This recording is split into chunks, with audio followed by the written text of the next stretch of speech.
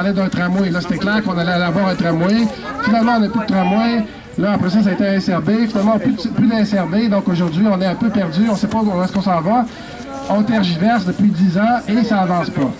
Il faut qu'on ait un transport en commun efficace, rapide, accessible et maintenant.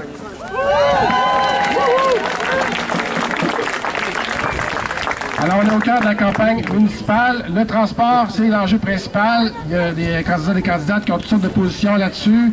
Je vous invite à vous intéresser évidemment à leur position. Nous autres, on réclame que les candidats et les candidates se prononcent, prennent position sur nos enjeux qu'on met de l'avant aujourd'hui. Je voudrais remercier ceux qui ont organisé la manifestation. Donc, il y a le collectif Subversité auquel j'appartiens. Mais il y a aussi Accès Transport Viable, le collectif TRAC et le REPAC. Donc, merci à eux.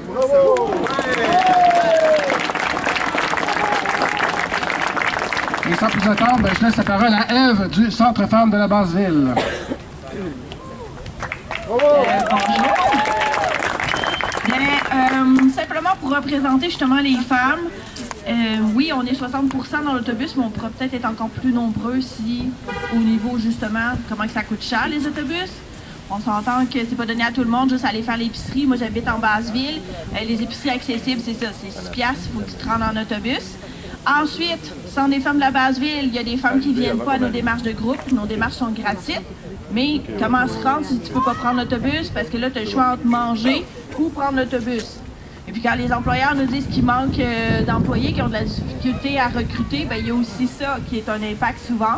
Parce que tu n'as pas toujours l'option, justement, encore là, de payer pour te rendre à une entrevue. Donc, voilà. Merci!